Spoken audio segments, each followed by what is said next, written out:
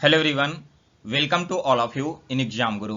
दोस्तों, इस वीडियो में मैं आपको आने वाले एयरफोर्स वाई ग्रुप एग्जाम 2023 के लिए रागा का एक कंप्लीट मॉक टेस्ट सॉल्व करवाने वाला हूं। यह मॉक टेस्ट बिल्कुल एग्जाम पैटर्न पर बेस्ड है और इसमें मैंने जितने भी क्वेश्चंस इंक्लूड किए हैं उन सारे क्वेश्चंस का लेवल रियल एग्जाम के लेवल जैसा ही है। सो गाइज, आप सभी लोग इस मॉक टेस्ट को लास्ट तक जरूर सॉल्व करें और इस मॉक टेस्ट को सॉल्व करने के बाद आपको खुद से जांचना है, यानी कि आप यहाँ पर 3 कॉलम बनाना। एक कॉलम में वैसे सारे क्वेश्चंस को नोट डाउन करना जो आपसे आसानी से सॉल्व हो गए हैं। सेकंड कॉलम में वैसे क्वेश्चंस को नोट डाउन करना जो टॉपिक आपका पढ़ा हुआ है लेकिन क्वेश्चंस किसी न किसी वजह से गलत हो जा रहे हैं। और तीसरे कॉलम में आपको वैसे सारे क्वेश्चंस नोट डाउन करने हैं जो टॉपिक अभी तक आपने नहीं पढ़ा है या फिर आपका वीक है। और फिर इसके बाद दोस्तों, आपके जो दोनों टॉपिक्स हैं, यानी कि जो वीक टॉपिक है और जिसमें क्वेश्चंस गलत हो रहे हैं, सबसे पहले उन सारे टॉपिक को कवर करने की कोशिश करना और फिर इसके बाद एक अगला मॉक टेस्ट देकर देखना। आप यहां पर डेफिनेटली देखोगे कि आपके जो भी मार्क्स इस मॉक टेस्ट में आए हैं इससे काफी इंप्रूवमेंट देखने को मिलेगा आगे आने वाले मॉक टेस्ट में। तो इसीलिए आप सभी को यह मॉक टेस्ट देना है, बहुत इंपॉर्टेंट है। और दोस्तों, अगर आप इस मॉक टेस्ट का पीडीएफ डाउनलोड करना चाहते हैं तो पीडीएफ आप मेरे वेबसाइट examgurujob.in से डाउनलोड कर लेना। मैंने इसी वीडियो के डिस्क्रिप्शन बॉक्स में उस वेबसाइट का लिंक डाल रखा है। चलिए दोस्तों, अब आज का वीडियो स्टार्ट करते हैं। फर्स्ट क्वेश्चन देखिए क्या कह रहा है कि क्वेश्चन आप यहां पर देख लो। सबसे पहले, how many continents is there on earth, यानी कि वर्तमान में पृथ्वी पर टोटल महाद्वीप की संख्या कितनी है। तो इस क्वेश्चन का राइट आंसर है दोस्तों ऑप्शन नंबर बी। वर्तमान में टोटल 7 महाद्वीप हैं और ये सातों महाद्वीप हैं कौन कौन से। तो ये हो गया आपका Asia, Africa, south America, north America, इसके अलावा ऑस्ट्रेलिया, यूरोप और फिर एक आपका हो गया अंटार्कटिका। तो आपको यहां पर एक्चुअली में नाम मत नहीं याद रखने, केवल इतना याद रखना कि वर्तमान में 7 महाद्वीप पृथ्वी पर मौजूद हैं। आगे बढ़ते हैं अगले क्वेश्चन की ओर। तो नेक्स्ट क्वेश्चन कह रहा है कि the currency of Lebanon is, Lebanon देश की मुद्रा आप सभी को बतानी है। दोस्तों, इस देश की मुद्रा पाउंड है। सो बी ऑप्शन इस क्वेश्चन का करेक्ट आंसर है। फिर इसके बाद तीसरा क्वेश्चन है, what is the minimum age of Lok Sabha candidate, यानी कि अगर आप एक लोकसभा के उम्मीदवार बनना चाहते हैं तो इसके लिए न्यूनतम आयु कितनी होनी चाहिए। दोस्तों, लोकसभा के उम्मीदवार बनने के लिए न्यूनतम आयु की आवश्यकता होती है 25 साल की। दैट मीन्स कि ऑप्शन ए इस क्वेश्चन का करेक्ट आंसर है। इसके अलावा दोस्तों, जो लोकसभा के मेंबर होते हैं उनका कार्यकाल कितने वर्षों का होता है। लोकसभा के मेंबर का जो टेन्योर है वो होता है 5 ईयर्स का, जबकि राज्यसभा के जो मेंबर हुए इनका कार्यकाल होगा 6 सालों का। इसके बाद अगला क्वेश्चन है 4 number, who wrote the good earth. आपको बताना है कि यह जो द गुड अर्थ पुस्तक है यह किसके द्वारा लिखा गया है। दोस्तों, यह पुस्तक लिखा है पर्ल एस बक ने, यानी कि सी ऑप्शन इस क्वेश्चन का करेक्ट आंसर है। फिर इसके बाद अगला क्वेश्चन है 5 नंबर, कुचिपुड़ी नृत्य कहां से शुरू हुआ था। कुचिपुड़ी नृत्य के बारे में आप सभी को बताना है। तो यह शुरू हुआ था दोस्तों आंध्र प्रदेश से, यानी कि बी ऑप्शन इस क्वेश्चन का करेक्ट आंसर है। फिर इसके बाद अगला क्वेश्चन है 6 number, who was the architect of Taj Mahal, यानी कि ताजमहल को जो डिजाइन करने वाले वास्तुकार थे उनका नाम क्या था। यह क्वेश्चन इससे पहले एसएससी के एग्जाम में भी बहुत बार पूछा जा चुका है। दोस्तों, ताजमहल के डिजाइन करने वाले वास्तुकार का नाम है उस्ताद अहमद लाहौरी, यानी कि बी ऑप्शन इस क्वेश्चन का करेक्ट आंसर है। फिर इसके बाद अगला क्वेश्चन है 7 number, full form of API. दोस्तों, अगर आप सभी लोगों ने एप्लीकेशन यूज किया है तो एप्लीकेशन में एक टर्म यूज किया जाता है एपीआई का। इस एपीआई का फुल फॉर्म आप सभी को बताना है। तो इसका मतलब है एप्लीकेशन प्रोग्रामिंग इंटरफेस, यानी कि एप्लीकेशन को प्रोग्राम करने का जो इंटरफेस है ना, यूजर इंटरफेस, उसी को यहां पर शॉर्ट फॉर्म में एपीआई कहा जाता है। इसके बाद नेक्स्ट क्वेश्चन है 8 नंबर। 8वां क्वेश्चन देखिए मैथ से रिलेटेड है। The ratio of boys to girls in a school is 4/3। If the number of girls increased by 10% to 363, then the total number of students in the school is. Question में कहा गया दोस्तों कि एक विद्यालय है जिसमें लड़के और लड़कियों की संख्या 4/3 है अनुपात में। अगर लड़कियों की संख्या को 10% बढ़ा दिया जाता है तब लड़कियों की टोटल संख्या 363 हो जाती है। बताना है कि स्कूल में टोटल कितने विद्यार्थी हैं। सबसे पहले देखो, लड़की यहां पर क्या है 3x है ना, मैंने यहां पर से रेशियो उठाया है लड़की का, और इसमें क्या कह रहा है कि 10% का इंक्रीज हो रहा है। तो ये तो ऑलरेडी अपने आप में 100% है और अगर अब इसमें 10% इंक्रीज की बात की जा रही हो, यानी कि ये आपका 110% हो गया होगा। और 110% इंक्रीज करने के बाद क्या हो जा रहा है, 363। तो यहाँ से हम x का वैल्यू पता कर सकते हैं। x को छोड़ देंगे लेफ्ट साइड में और बाकी सारे डिजिट को लेकर चले जाएंगे राइट साइड में। नीचे में क्या आ जाएगा, 3 × 110, 0 से 0 कैंसल, 3 से a कैंसल होगा 1 to 1 बार में, और 11 से a कैंसल होगा 11 टाइम्स में। तो 11 × t क्या हो जाएगा, x का वैल्यू हो जाएगा 110। हमें पता करना है लड़कों और लड़कियों की संख्या। तो लड़के हैं 4x, लड़कियां हैं 3x। x की जगह पर दोनों में 110 रख दो, तो ये आपका 440 हो जाएगा और ये आपका 330 हो जाएगा। दोनों को ऐड करोगे तो 077, यानी कि दोस्तों इस विद्यालय में टोटल विद्यार्थियों की संख्या 770 है। बी ऑप्शन इस क्वेश्चन का बिल्कुल राइट आंसर है। सभी को क्लियर हो गया क्वेश्चन नंबर 8। तो आगे बढ़ते हैं अगले क्वेश्चन की ओर। Next question number 9। Saurabh Tripathi travels from Delhi to Lucknow at a speed of 75 km per hour and returns to Delhi at a speed of 50 km per hour. He reappears at the speed of 30 km per hour for Lucknow and return to Delhi at the speed of 60 km per hour. Then what is their average speed for the whole trip? एक व्यक्ति है सौरभ त्रिपाठी जिसे दिल्ली से लेकर के लखनऊ तक यात्रा तय करनी है। सबसे पहले तो वो दिल्ली से लखनऊ जाता है 75 किलोमीटर प्रति घंटे की रफ्तार से, फिर लखनऊ से वापस आ जाता है दिल्ली 50 किलोमीटर प्रति घंटे की रफ्तार से। इसके बाद वो दिल्ली से वापस लखनऊ जाता है 30 किलोमीटर प्रति घंटे की रफ्तार से, और फिर वापस लौटता है 60 किलोमीटर प्रति घंटे की रफ्तार से। तो आपको बताना है कि इस पूरे ट्रिप में जो उसका एवरेज स्पीड है वो क्या रहा है। सो गाइस देखो, इस क्वेश्चन को सॉल्व करने का एक सिंपल सा तरीका है कि कोई भी एक आप डिस्टेंस मान लो जो कि दिल्ली से लेकर लखनऊ के बीच में होगा। ठीक है, मान लो ये 150 किलोमीटर है। अब यहाँ पर हमें एवरेज स्पीड निकालना है ना, तो एवरेज स्पीड बराबर क्या होगा, टोटल डिस्टेंस बटा टोटल टाइम टेकन। तो यहाँ पर 4 बार आना जाना हो रहा है, 150 किलोमीटर यहाँ, 150 किलोमीटर यहाँ, यहाँ भी 150 और यहाँ भी 150। तो टोटल डिस्टेंस हमारा क्या हो गया, इन चारों 150 को ऐड करोगे तो 600 किलोमीटर। और टोटल टाइम हमें पता करना है। टाइम कैसे निकलेगा, तो डिस्टेंस बटा स्पीड टाइम का फॉर्मूला होता है। डिस्टेंस पता है 150 किलोमीटर, तो पहली बार जब वो गया होगा 75 किलोमीटर प्रति घंटे की रफ्तार से, तब उसे कितना टाइम लगा होगा, तब यहाँ पर लगा होगा 2 घंटे का, यानी कि पहला टाइम हमारा यहाँ पर 2 आवर्स हो गया। फिर इसके बाद क्या होगा, देखिए, फिर इसके बाद वो 50 किलोमीटर प्रति घंटे की रफ्तार से वापस आया ना, यानी कि अब यहाँ पर उससे कितना टाइम लगा होगा, 3 घंटा। सिमिलरली अगर वो 30 किलोमीटर प्रति घंटे की रफ्तार से जाएगा तो 5 घंटे का टाइम यहाँ पर लगने वाला है। और अगर 150 किलोमीटर की दूरी 60 किलोमीटर प्रति घंटे की रफ्तार से तय करेगा तो यहाँ पर क्या लगेगा, 2.5 आवर्स इसको लगेगा। तो टोटल हमें टाइम भी यहाँ पर मिल गया ना, 3 + 2 5, 5 + 5 10, और 10 + 2.5 क्या हो जाएगा, 12.5। यहाँ पर 1 0 से 1 0 यहाँ पर आ गया। अब इसे आप सॉल्व कर दोगे। सॉल्व करने के बाद इस क्वेश्चन का जो राइट आंसर आएगा वो आपका हो जाएगा दोस्तों 48 किलोमीटर प्रति आवर्स। दैट मीन्स कि सी ऑप्शन इस क्वेश्चन का करेक्ट आंसर है। सभी को समझ में आ गया क्वेश्चन 9 मैंने कैसे सॉल्व किया है। चलिए अब आगे बढ़ते हैं अगले क्वेश्चन की ओर। तो next question number 10। One free offer is offered for a purchase of 3 in a clothing store. What is the net percentage discount by the shop. यानी कि दोस्तों अगर आप 3 कपड़े खरीदते हो तो इस 3 कपड़े के साथ में आपको एक कपड़ा मुफ्त में दिया जा रहा है। तो आपको बताना है कि यहाँ पर डिस्काउंट कितना दिया गया। टोटल 3 कपड़ा खरीदना है, इस पर एक कपड़ा आपको फ्री मिल रहा है, यानी कि आइटम की संख्या क्या होगी, 4 हो गई। और इसमें हमें ऑफर कितने का मिल रहा है, 1 का मिल रहा है। तो इसी का परसेंटेज निकालना है ना, यानी कि हम 100 से मल्टीप्लाई कर देंगे। और किसके कंपेरिजन में निकालना है, तो टोटल ऑब्जेक्ट के कंपेरिजन में, यानी कि 4 से। तो 4 से 1 कैंसिल होगा 25%, यानी कि दोस्तों यहाँ पर जो डिस्काउंट दिया जा रहा है ना शॉपकीपर के द्वारा वो है आपका 25% का। क्लियर हो गया सभी को। चलिए इसके बाद आगे बढ़ते हैं। अगला क्वेश्चन है 11 number.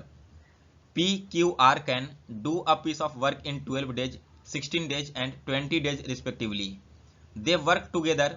After finishing the work they get 3 to 5 rupees as their wages. Then find the proportion in which the wage of P is divided. Question में कहने का मतलब क्या है दोस्तों कि 3 व्यक्ति हैं PQR। P जो है वो किसी काम को 12 दिनों में कर रहा है, Q इसी काम को 16 दिनों में, और R इसी काम को 20 दिनों में। इन तीनों कार्य को मिलकर इसने पूरा किया और इसके लिए जो अमाउंट मिला है इन्हें वो है 3525 रुपया। दोस्तों यहाँ पर आपको बताना है कि पी को कितने रुपए मिले, और इसे जो रुपए मिल रहे हैं ना वो इसके काम करने के रेशियो में मिल रहे हैं। तो सबसे पहले तो हम यह निकालेंगे कि पी क्यू आर मिलकर इस पूरे काम को करने में कितने कितने यूनिट अपने काम किए हैं। तो सबसे पहले हम क्या करेंगे, तीनों का एलसीएम निकाल लेंगे। 12, 16, 20 का एलसीएम निकालते ही दोस्तों इसका जो एलसीएम है वो निकल कर आ जाएगा 240, यानी कि हमारे पास टोटल काम करने के लिए कितना है, 240 यूनिट। अब P इसी 240 यूनिट को 12 दिन में करता है, यानी कि प्रत्येक दिन वो 20 यूनिट काम को खत्म कर रहा होगा। सिमिलरली अगर Q इस 240 यूनिट काम को 16 दिन में कर रहा है, यानी कि प्रत्येक दिन वो 15 यूनिट काम कर रहा होगा। और इसी प्रकार से जो 20 है यानी कि R है वो प्रत्येक दिन 12 यूनिट काम कर रहा होगा। मैंने आपको क्या बताया था कि इसका जो वेज है यानी कि जो सैलरी है वो मिलेगा काम करने के रेशियो में। P का हमसे पूछा गया है तो P का रेशियो क्या है, 20 है ना, तो हमने यहाँ पर 20 लिख दिया। वटा में क्या लिखेंगे, टोटल काम का यूनिट। तो 20, 15 और 12 ऐड करने के बाद ये आपका कितना हो जाएगा, 47। इस वेज को निकालना कितने में है, तो 3525 रुपए में। अब आप इसे काट दो, 47 से 3525 कितने में कटेगा, ये कटेगा 75 बार में। और 75 को अगर आप 20 से मल्टीप्लाई करोगे तो क्या हो जाएगा, 75 गुना 2, 150, और इसमें एक शून्य और लगा देना है। यानी कि दोस्तों पी को यहाँ पर टोटल 1500 रुपए मिले हैं। Option number D correct answer है। वही अगर P की जगह Q का वैल्यू पूछा जाता तो इस 20 की जगह हम 16 लिख देते। Q की जगह अगर R का वैल्यू पूछा जाता तो 16 की जगह हम वापस से 20 लिख देते, यानी कि इसका यूनिट लिख देते हैं।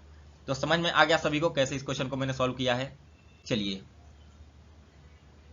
आगे बढ़ते हैं अब अगले क्वेश्चन की ओर। नेक्स्ट है question number 12। 10 years ago the average age of P and Q was 20 years. Average age of PQR is 30 years now. Then after 10 years the age of R will be. 10 साल पहले की बात की जा रही है कि P और Q का जो एवरेज एज है वो 20 साल था। P प्लस Q का एवरेज एज 20 साल था, यानी कि उस समय टोटल एज कितना होगा इनका, 40 साल होगा। क्योंकि एवरेज को हमें डायरेक्ट फॉर्म में कन्वर्ट करना है तो 2 से मल्टीप्लाई कर देना होगा। और ये कब की बात की जा रही है, आज से 10 साल पहले की। यानी कि अगर हम वर्तमान में P और Q की एज काउंट करें तो 40 साल तो इसका पहले से ही था, प्लस 10 साल P का और 10 साल Q का और बढ़ा। यानी कि वर्तमान में P और Q टोटल कितने साल के हैं, 60 साल के हैं। फिर इसके बाद कहा गया है कि P, Q और R का एवरेज वर्तमान में 30 है। यानी कि दोस्तों P, Q और R अभी वर्तमान में टोटल कितने किलो के होंगे, 90 किलो के होंगे। अब यहाँ पर आप बताओ कि P और Q हमें ऑलरेडी पता है कि वर्तमान में 60 किलो के हैं, तो R हम यहाँ से निकाल सकते हैं ना, यानी कि R वर्तमान में 30 किलो का है। और क्वेश्चन में पूछा गया कि आज से 10 साल बाद R की आयु क्या होगी, तो अभी यहाँ पर अगर वो 30 साल का है तो 10 साल बाद वो हो जाएगा 40 साल का। ऑप्शन नंबर बी इस क्वेश्चन का करेक्ट आंसर है। फिर इसके बाद अगला क्वेश्चन है 13 number. The list price of an article at a showroom is 2000 rupees and it was sold at successive discount of 20% and 10%. Then its net selling price is। एक article है showroom में जिसे लिस्ट किया गया है 2000 रुपये। अब क्वेश्चन में कहा गया है कि सबसे पहले इस पर 20% का एक छूट दिया जाता है। यानी कि दोस्तों अगर हम 20% का छूट दे दें तो अब ऑब्जेक्ट कितने में बिकेगा, 80% में बिकेगा। और फिर इसके बाद 10% का एक और छूट दिया जा रहा है, यानी कि अब जो ऑब्जेक्ट है वो 90% में बिकेगा। तो यही वैल्यू आपको निकालना था ना, कितने में बिक रहा है। देखिए डबल शून्य से डबल शून्य कैंसिल, यहाँ पर डबल शून्य से डबल शून्य कैंसिल। 9 × 8 क्या हो जाएगा, 72। और 72 में अगर आप 20 से मल्टीप्लाई करोगे तो देखो 2 2 या 4 और 2 × 7 14, लास्ट में एक शून्य बैठा दो। यानी कि इस ऑब्जेक्ट का नेट सेलिंग प्राइस 1440 रुपये है। ऑप्शन नंबर बी इस क्वेश्चन का राइट आंसर है। 30th क्वेश्चन भी क्लियर है सभी को। इसके बाद अगला क्वेश्चन है 14 number. The ratio of the length and width of a rectangle is 2:1 and the area of the rectangle is 200 square centimeter. Then find the ratio of the width to the area of rectangle. सबसे पहले तो area of rectangle का value क्या होता है, area of rectangle होता है length into width, और लेंथ हमारा 2x है, विड्थ हमारा x है, यानी कि ये क्या हो जाएगा 2x स्क्वायर। और ये जो 2x स्क्वायर है ना एरिया, वो किसके बराबर है, एरिया हमें दिया गया है 200 सेंटीमीटर स्क्वायर। तो यहाँ से x स्क्वायर इक्वल टू क्या हो जाएगा 100 और x इक्वल टू हो जाएगा 10। क्वेश्चन में कहा है कि विड्थ का और एरिया का रेशियो। तो अगर हमें पता है कि x का वैल्यू 10 है और विड्थ हमारा क्या है, विड्थ हमारा x ही है, तो हम ऊपर में क्या लिख देंगे 10 लिख देंगे विड्थ की जगह, और नीचे एरिया ऑफ रेक्टेंगल लिख देंगे। तो ये कैंसिल हो जाएगा 1/20 टाइम्स में। दैट मीन्स कि ऑप्शन नंबर ए इस क्वेश्चन का करेक्ट आंसर है। इसके बाद अगला क्वेश्चन है 15 नंबर। 15 नंबर क्वेश्चन देखिए दोस्तों, ऐसे क्वेश्चंस आपको आने वाले एयरफोर्स एग्जाम में हर एक शिफ्ट में देखने को मिलेगा, क्योंकि ऐसा ही ट्रेंड मैंने 2020 से लेकर 2023 तक के देखा है। तो डेफिनेटली आपको इस साल भी ऐसे पैटर्न पे ही क्वेश्चन देखने को मिलेंगे। क्वेश्चन में कहा गया है कि if a number is chosen at a random from the set 1 2 3 up to 100, then the probability that the chosen number is a perfect cube. एक नंबर का सेट है 1 से लेकर 100 तक, अगर इसमें से एक नंबर को प्रोबेबिलिटी के रूप में चुना जाता है तो आपका क्या प्रोबेबिलिटी होगा इसके परफेक्ट क्यूब आने का। सबसे पहले तो इसके लिए आपको यह पता करना होगा कि 1 से लेकर 100 के बीच में परफेक्ट क्यूब होते कितने हैं। तो देखिए, अगर आप 1 का क्यूब निकालोगे तो क्या होगा, 1 का क्यूब 1 हो जाएगा, 2 का क्यूब निकालोगे तो 8 हो जाएगा, 3 का क्यूब निकालोगे तो 27 हो जाएगा, और 4 का क्यूब निकालोगे तो 64 हो जाएगा। इसके बाद अगर आप 5 का क्यूब निकालना चाहोगे तो ये आपका 125 हो जाएगा। लेकिन बात की जा रही है 1 से लेकर 100 तक ही ना, यानी कि इसके बाद वाले नंबर्स आपके नहीं आने वाले हैं। हमें पता करना है प्रोबेबिलिटी।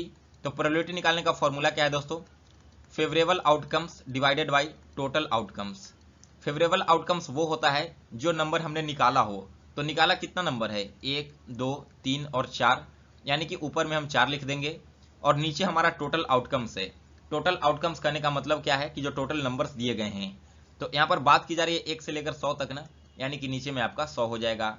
यही आपका प्रोबेबिलिटी हो गया। काट दीजिए इसे, 4 एक बार में और 4 25 बार में, यानी कि यहाँ पर दोस्तों आपका जो परफेक्ट क्यूब है उसके आने की प्रायिकता 1/25 है। ऑप्शन नंबर ए इस क्वेश्चन का करेक्ट आंसर है। इसके बाद अगला क्वेश्चन। अगला क्वेश्चन में कह रहा है कि जिस प्रकार से पीकॉक संबंधित है इंडिया से, उसी प्रकार से वियर किस देश से संबंधित होगा। तो देखिए दोस्तों, जो मोर है वो भारत का राष्ट्रीय पक्षी है। सिमिलरली भालू जो है वो रसिया का राष्ट्रीय पक्षी है। तो डी ऑप्शन इस क्वेश्चन का करेक्ट आंसर है। इसके बाद अगला क्वेश्चन है 17 नंबर।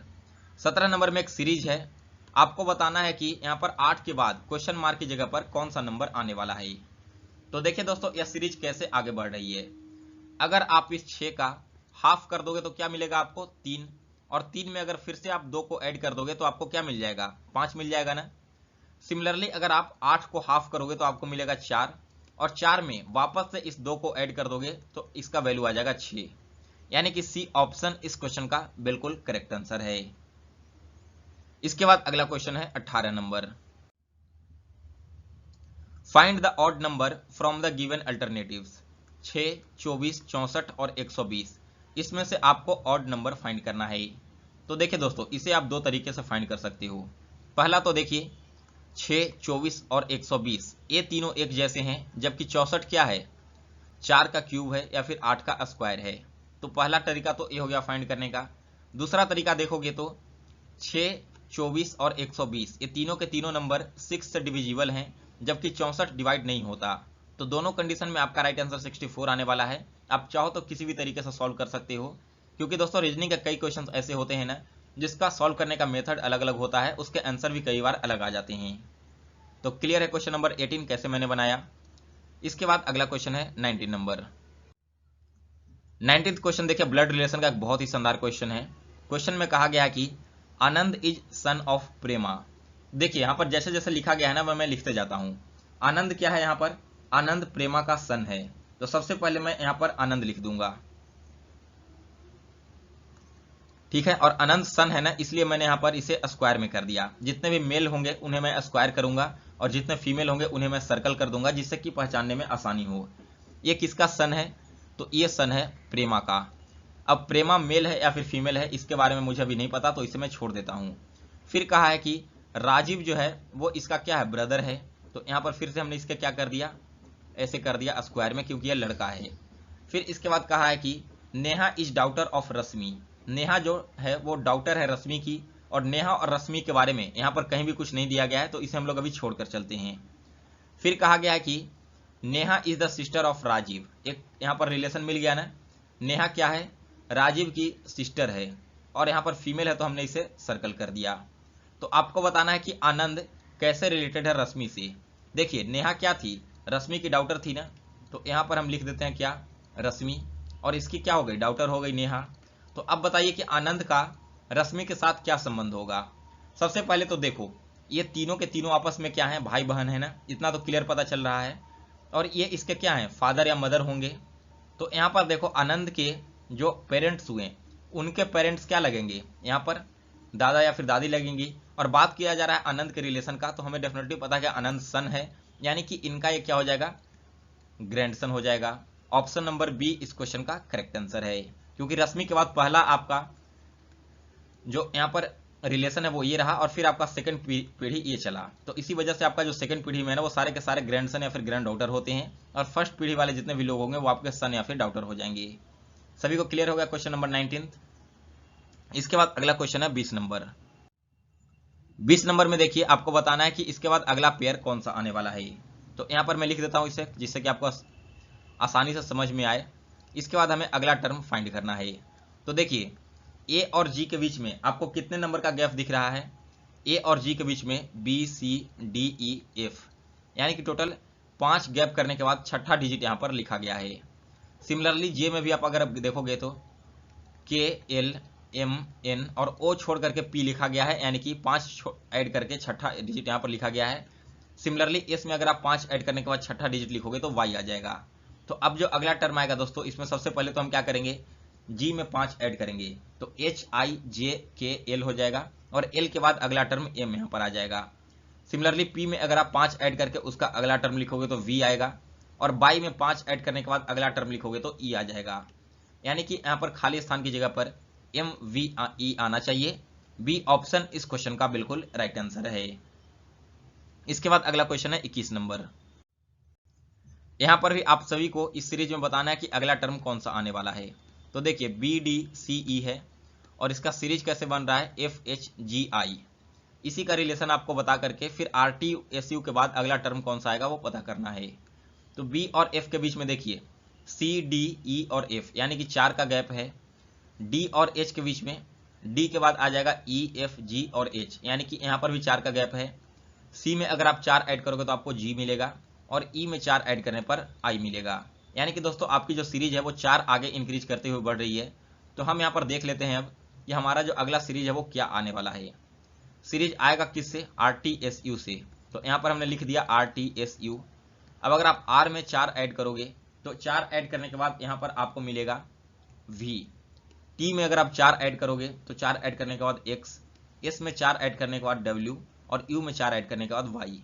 यानी कि राइट आंसर है दोस्तों option number D, V X W Y आ जाएगा क्वेश्चन मार्क की जगह पर। इसके बाद अगला question 22 number. In a certain code 415 means milk is hot, 18 means hot soup, and 895 means soup is brown. तो बताना है कि इस सारे इंडिकेशन में ब्राउन का कोड क्या होगा। देखिए, ब्राउन आ कहां रहा है, ब्राउन आपका यहां पर आ रहा है ना, सूप इज ब्राउन।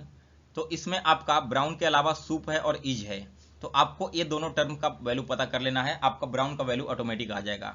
देखिए, यहाँ पर आपको दिख रहा होगा हॉट सूप, और यहाँ पर क्या है, सूप इज ब्राउन। तो दोनों में एक चीज कॉमन है, वो है आपका सूप। और दोनों के कोडिंग में क्या क्या कॉमन है, तो यहाँ पर इसका कोडिंग 1-8 है, और इसका कोडिंग 8-9-5 है। यानी कि हम कह सकते हैं कि सूप का कोड यहाँ पर क्या हो जाएगा, 8 हो जाएगा। एक चीज तो निकल गया। इसके बाद हमें यहाँ से इज निकालना है। तो इज और किस में है, मिल्क इज हॉट में, और यहाँ पर इसका कोड क्या है, 4-1-5 है ना, मिल्क इज हॉट का। और सूप इज ब्राउन का कोड क्या है, 8-9-5। तो दोनों में आपको 5 कॉमन दिख रहा होगा ना, यानी कि इज का वैल्यू यहाँ से क्या हो गया, 5 हो गया। तो सूप और इज का वैल्यू हमें पता चल चुका है 8 और 5 है। तो डेफिनेटली आपका जो ब्राउन का वैल्यू है वो क्या हो जाएगा, एक बचा हुआ टर्म 9 हो जाएगा। तो ए ऑप्शन इस क्वेश्चन का करेक्ट आंसर है। वैसे दोस्तों इस क्वेश्चन को सॉल्व करने का एक अलग सा ट्रिक भी है। वो ट्रिक आपका जब बैंकिंग का एग्जाम दोगे ना तो वहां पर काफी काम आता है, क्योंकि क्वेश्चन का लेवल काफी हाई आता है वाला। आपके एग्जाम में इजी लेवल का क्वेश्चन आए हैं, इसीलिए मैंने आपको ट्रिक नहीं बताया, क्योंकि उसमें आपको टाइम ज्यादा लग जाएगा, और सिर्फ एक ही क्वेश्चन आपके एग्जाम में आता ही है इस टॉपिक से। तो आप डायरेक्ट इसी तरह से फाइंड करके इसे सॉल्व कर लेना। इसके बाद अगला क्वेश्चन है 23 number. Ram is facing south, Ram जो है वो साउथ डायरेक्शन में देख रहा है। He turns right and walk 40 kilometer. Then he turns right again and walk 20 kilometer.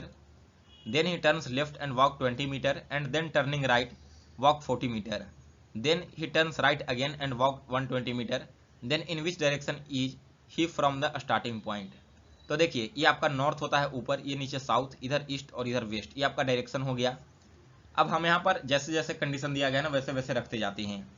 सबसे पहले तो देखो क्या कहा है कि जो आपका व्यक्ति है राम, वो साउथ की ओर देख रहा है, चेहरा उसका इधर की ओर होगा।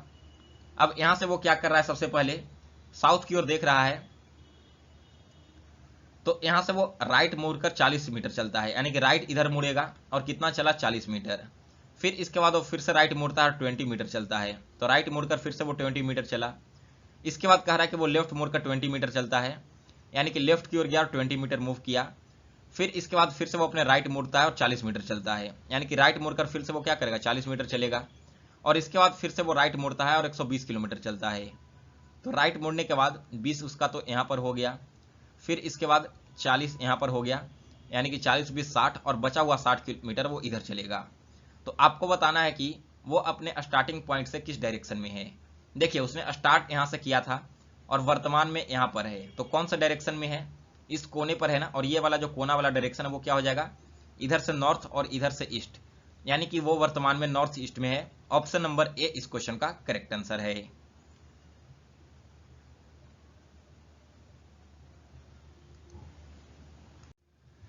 आ गया समझ में सभी को क्वेश्चन नंबर 23। तो आगे बढ़ते हैं अगले क्वेश्चन की ओर। 24 नंबर क्वेश्चन। 24 नंबर क्वेश्चन में कह रहा है कि Anjali runs faster than Kiran, Preeti runs slower than Charu and Charu runs slower than Kiran, then who is the slowest runner. चार व्यक्ति हैं, चारों अलग अलग स्पीड से दौड़ रहे हैं और उनके दौड़ने का यहाँ पर स्पीड भी दिया गया है। तो आपको बताना है कि इनमें से सबसे धीमी गति से कौन दौड़ रही है। सबसे पहले देखिए अंजलि रन्स फास्टर देन किरण, जो ज्यादा तेज दौड़ेंगे उसे मैं इस डायरेक्शन में लिखूंगा। तो अंजलि जो है वो मानकर चलो कि यहाँ पर होगी, और अंजलि किससे ज्यादा तेज दौड़ रही है, किरण से ज्यादा, तो किरण इसके इधर आ जाएगी। फिर है प्रीति रन्स स्लोअर देन चारू, और जो चारू है वो किरण से स्लो रन करती है, यानी कि चारू क्या होगी, इससे भी लेफ्ट साइड में आ जाएगी। और कहा गया कि प्रीति जो है वो चारू से भी स्लोअर रन करती है, यानी कि प्रीति आपकी इधर आ जाएगी। तो आपको बताना था इनमें से सबसे स्लोएस्ट कौन रन करता है। इधर वाला आपका सबसे स्लोएस्ट हो गया और इधर वाला आपका सबसे फास्टेस्ट हो गया। तो करेक्ट आंसर इस क्वेश्चन का है प्रीति, यानी कि बी ऑप्शन सही जवाब होगा। फिर इसके बाद अगला क्वेश्चन, क्वेश्चन नंबर 25 है, find the word which can not be made from letters of the given word. एक यहाँ पर वर्ड दिया गया है इम्पॉसिबल, आपको बताना है कि इसके लेटर को यूज करके इनमें से कौन सा वर्ड नहीं बनाया जा सकता। तो लाइम, विम और केवल ये तीनों बनाए जा सकते हैं, पेबल नहीं बनेगा, क्योंकि देखिए पेबल में क्या है, PEBBLE, यहाँ पर डबल बी की बात की जा रही है ना, लेकिन अगर आप वर्ड को देखोगे तो केवल एक ही बी यूज किया गया है, तो इसीलिए आपका सी ऑप्शन करेक्ट आंसर है। इसके बाद अगला क्वेश्चन है 26 number, find the figure which is odd one out. यहाँ पर चार फिगर दिए गए हैं, आपको बताना है कि इनमें से कौन सा एक फिगर बाकी तीनों से अलग है। तो देखिए इस फिगर में क्या डिफरेंसेस है। अगर आप बी, सी और डी इन तीनों फिगर को ध्यान से देखोगे तो ऊपर में आपको डिवाइड मिल रहा है, नीचे में गुना, इधर में माइनस और इधर में प्लस। यहाँ भी देखोगे तो प्लस के सामने माइनस है और डिवाइड के सामने गुना है। यहाँ पर भी माइनस के सामने प्लस है और गुना के सामने डिवाइड है, लेकिन ए वाले फिगर में ऐसा नहीं है। आप देखोगे तो डिवाइड के सामने प्लस आ जा रहा है और गुना के सामने माइनस आ जा रहा है। तो ये जो तीनों आपके पैटर्न फॉलो हो रहे हैं ना, वो उस पैटर्न को ए फॉलो नहीं कर रहा, इसीलिए ऑप्शन नंबर ए इस क्वेश्चन का करेक्ट आंसर है। इसके बाद अगला क्वेश्चन है 27 नंबर, a minimum number of straight lines required to form the below figure is. यहाँ पर एक फिगर दिया गया है, आपको बताना है कि कितने स्ट्रेट लाइन की जरूरत पड़ेगी इस फिगर को ड्रॉ करने के लिए। तो देखिए यहाँ पर टोटल कितने स्ट्रेट लाइन की जरूरत पड़ने वाली है। सबसे पहला स्ट्रेट लाइन आपका ये हो गया ऊपर में एक, फिर आपका 2, इधर से आपका 3 और इधर से आपका 4, यानी कि 4 फिगर तो आपके यहीं पर हो गए। फिर इसके बाद बीच में जो लाइन ऐसे दिया गया है एक, यहाँ पर आपका 2 हो गया, ये आपका 3 हो गया और एक इधर से आपका 4 हो गया। टोटल कितने हो गए, 4 4 8 हो गए। और फिर इसके बाद क्या होगा, एक लाइन आपका ऐसे है, 2 लाइन ऐसे है, 3 लाइन ऐसे है, यानी कि फिर से यहाँ पर 3 हो गया। फिर उसके बाद क्या हो जाएगा, एक लाइन आपका इधर से आ जाएगा, तो यहाँ पर एक लाइन और आ गया। 4 4 8 3 11 और एक 12 लाइन हो गया। इसके अलावा और कौन कौन से यहाँ पर लाइन है दोस्तों, 12 लाइन के अलावा अगर आप ध्यान से देखोगे तो इसमें 2 लाइन और बनते हैं, कौन कौन से हो जाएंगे, सॉरी, ये वाला लाइन तो मैंने आपको पहले करवा दिया था ना, इस चीज को नहीं नोट डाउन करना है। एक लाइन आपका ये हो जाएगा, एक लाइन ये हो जाएगा, एक लाइन इधर से हो जाएगा और एक लाइन इधर हो जाएगा। यानी कि यहाँ पर क्या हो गया, 4 4 8 3 11, एक 12 और प्लस 2 14 लाइन। यानी कि दोस्तों यहाँ पर इस क्वेश्चन का सी ऑप्शन करेक्ट आंसर है। आप सभी लोग इस वीडियो को रोक करके एक बार खुद से भी इसे स्क्रीनशॉट लेकर काउंट करने की कोशिश करना। इसके बाद अगला क्वेश्चन है 28 नंबर। देखिए 28 क्वेश्चन में कह रहा है कि find the figure which is odd one out. आपको बताना है कि इनमें से कौन सा फिगर एक बाकियों से अलग है। तो ध्यान दीजिए यहाँ पर इस फिगर को, यहाँ देखोगे तो 1 है ना, यहाँ पर 2 है, यहाँ पर 3 है, यहाँ 4 है और यहाँ पर 5 है। सिमिलरली देखोगे तो 1 है, 2 है, 3 है, 4 है और 5 है। इसमें भी है 1 2 3 4 5 और यहाँ भी 1 2 3 4 और 5 है। यानी कि क्लॉकवाइज डायरेक्शन में 1 से लेकर 5 तक नंबर्स दिए गए हैं। लेकिन अगर आप बी फिगर को ध्यान से देखोगे तो 1 और 2 तो दिया गया है, लेकिन इसके बाद 3 और 4 आना चाहिए, लेकिन लिख दिया गया है 4 और 3। तो ये आपका इस बाकी पैटर्न को फॉलो नहीं कर रहा, इसलिए बी ऑप्शन इस क्वेश्चन का करेक्ट आंसर है। इसके बाद अगला क्वेश्चन है 29 number. Find the figure which is odd one out. यहाँ पर आपको बताना है कि इनमें से कौन सा फिगर बाकियों से अलग है। तो देखिए इसे आप देखोगे ना तो क्लॉकवाइज डायरेक्शन में मूव कर रहा है, ये भी आपका क्लॉकवाइज डायरेक्शन में, ये भी क्लॉकवाइज डायरेक्शन में और ये भी आपका क्लॉकवाइज डायरेक्शन में। लेकिन जो आपका सी फिगर है वो एंटी क्लॉकवाइज डायरेक्शन में मूव कर रहा है, जो कि बाकी चारों से अलग है। तो इसीलिए सी ऑप्शन इस क्वेश्चन का राइट आंसर है। इसके बाद अगला क्वेश्चन है 30 number. Find the figure which is odd one out. अब यहाँ पर भी आपको बताना है कि कौन सा फिगर बाकियों से अलग है। तो देखिए अगर आप पहले फिगर को ध्यान से देखोगे ना तो इस प्रकार से है और इसमें केवल एक ही जगह पर डॉट दिया गया है।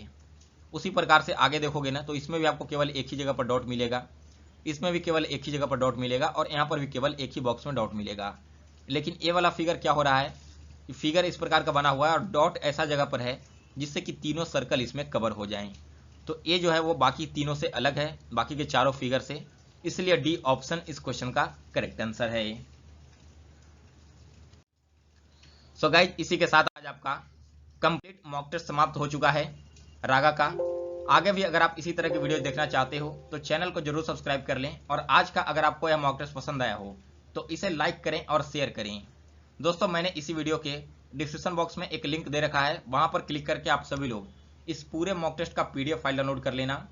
और दोस्तों जितने भी नए कैंडिडेट अभी चैनल पर जुड़े हैं आप सभी लोग चैनल को जरूर सब्सक्राइब कर लें और इसके बेल नोटिफिकेशन को ऑन करना नहीं भूलिएगा, ताकि जब भी मैं कोई नई वीडियो अपलोड करूं तो उसका नोटिफिकेशन सबसे पहले आप सभी तक पहुंच जाए।